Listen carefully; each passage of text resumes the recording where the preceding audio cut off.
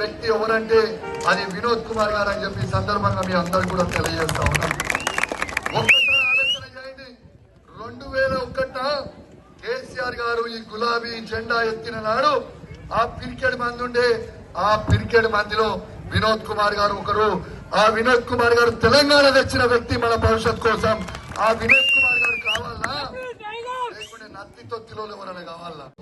ఏ రాష్ట్రంలో ఒక్క ఉద్యోగం ఎక్కువించుంటే, బీజేపీ కాంగ్రెస్ పార్టీ పరిపాలిస్తున్న రాష్ట్రాల్లో ఎక్కువించుంటే నేను ఒక్క నిమిషంలో నా పదవికి రాజీనామా చేస్తాను.